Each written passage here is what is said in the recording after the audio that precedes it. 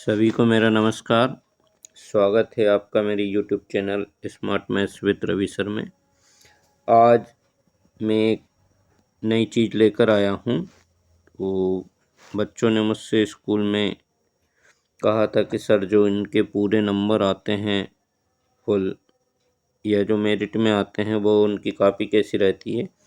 तो बच्चों में आपके लिए ये एक मेरिट होल्डर जो स्टूडेंट है उसकी बोर्ड की कॉपी आपको बता रहा हूँ। आपको इसको अच्छे से इसका अवलोकन करना है, ध्यान से इसको देखना है कि कैसे हमें बोर्ड एग्ज़ाम में प्रश्न पत्र को हल करना है। उसमें क्रम का और लिखने की साफ सफाई का भी बहुत महत्व होता है, जिससे कि बच्चे मेरिट में आते हैं। और ये मेरिट होल्डर की जो कॉपी है बोर्ड अपने उस पर डालता है आप लोगों के मार्गदर्शन के लिए। तो ये एक मैथ्स की कक्षा 10वीं की कॉपी मैं आज आपको बताने जा रहा हूँ कि आपको किस प्रकार से पेपर को अपने एग्ज़ाम में हल करना है ताकि आपको अधिक अधिक से अधिक अंक मिले। तो ये देखिए, इस बच्चे ने बिल्कुल प्रश्न क्रमांक 1 से, यानी आपको सबसे मेन आपको ये ध्यान रखना है कि आपको प्रश्नों का क्रम एक सा रखना है ना। यदि संभव हो सके तो एक प्रश्न क्रमांक 1 से लेकर प्रश्न क्रमांक 23 तक पूरे क्रम से करें आप। तो उससे क्या होता है, चेक करने वाले टीचर्स को भी आसानी होती है।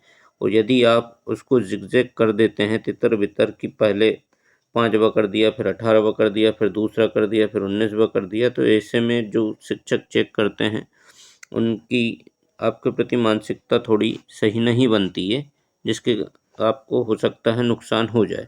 तो आप पूरी कोशिश कीजिए कि आप क्रम से अपने पेपर को सॉल्व करें। तो देखिए, इस स्टूडेंट की कॉपी है ये, बहुत ही अच्छा आपको दिख रहा है, सिस्टमेटिक चेक किया है टीचर्स ने उसको। आपको डबल डबल टिक दिख रहे हैं। तो ये मैं आपको बताना चाहूँगा कि ये दो दो बार अलग कलर से आपको टिक दिख रहा है। एक रेड कलर से है, एक ग्रीन कलर या ब्लैक कलर से होता है। तो एक बार चेक जो कॉपी टीचर चेक करते हैं उसके बाद ऐसी कॉपियों को, और जो हेड होते हैं, डिप्टी होते हैं मूल्यांकनकर्ता के, उनको भी चेक करनी रहती है कि कहीं कुछ गलती ना हो। तो ऐसी कापियाँ 2-3 हाथों की वहाँ से निकलती है, तो आप इसका भी ध्यान रखें थोड़ा। तो आपको इसलिए ये दो दो बार टिक दिख रहे हैं कि ये कापी 2 बार चेक होती हैं।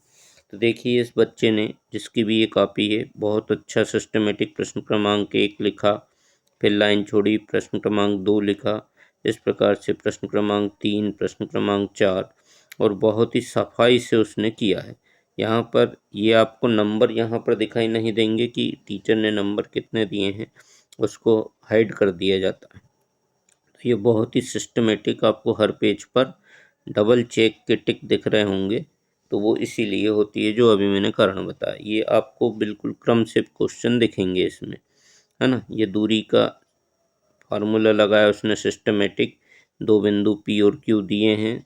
उसने जो भी बिंदु दिए होंगे उसको माना कि ये बिंदु पी, ये बिंदु क्यू, और दूरी का सूत्र लिखा, फिर उसमें बिंदु रखे, और बढ़िया सिस्टमेटिक इसको किया है। 32 आया, 32 के उसने फैक्टर भी किए, दो दो के पेयर बनाए हैं, है ना। ऐसे हम नीचे पेयर बनाते हैं, उसने ऊपर अंडरलाइन किया, कोई दिक्कत नहीं है, अपर लाइन कर दी उसने अंडरलाइन की जगह, है ना।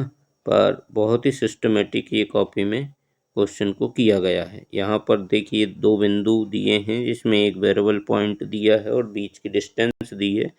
तो इस बाय की वैल्यू निकालना, तो कितना बढ़िया उसने सिस्टमेटिक किया है ना। इसको आप ध्यान से अच्छे से देखें, है ना। तो इस कॉपी का बड़ा अवलोकन करें। ये त्रिकोणमिति का क्वेश्चन है। ये अभी हाफ ईयरली एग्जाम में भी यही क्वेश्चन आया है, सेम टू सेम, है ना। तो देखिए कितना बढ़िया उसने systematic sine 60 cos 30 sine 30 cos 60 की वैल्यू रखी है और उसको सॉल्व किया है। बढ़िया एलसीएम लिया सिस्टमेटिक, है ना। तो ऐसे आपको करना है, इससे आपको कॉपी से बहुत आपके पेपर को सॉल्व करने में मार्गदर्शन मिलेगा। आप देखिए, कोई भी प्रश्न को उसने बिल्कुल साफ सफाई से किया है और क्रम तोड़ा नहीं है, क्रम से जा रहा है बिल्कुल, है ना। ये क्वेश्चन भी अभी आया था अपरली एग्जाम में, सेम क्वेश्चन 620 का एचसीएफ निकाला, सिस्टमेटिक लिखा उसने कि उभयनिष्ठ गुणनखंड 2 है इसलिए एचसीएफ इसका 2 होगा, है ना। ये प्रायिकता से है प्रश्न, ठीक है। ये बहुपद के शून्यक निकाले उसने, है ना। तो इस प्रकार से ये संगत असंगत हल बताए उसने। देखिए ये समीकरण निकाय की तुलना की, A1 B1 C1, और दूसरा समीकरण लिखा उससे A2 B2 C2 लिखा, A1/A2 B1/B2 C1/C2 निकाला। उसने बताया कि 5/7 इक्वल टू नहीं है -2/3 के, अर्थात A1/A2 not equal to B1/B2, इसलिए ये क्या होगा, एक संगत हल होगा। ये सिस्टमेटिक किया। ये ऊंचाई दूरी का क्वेश्चन आया त्रिकोणमिति से, इसको भी बहुत ही बढ़िया तरीके से उसने हल किया है डायग्राम के सहित।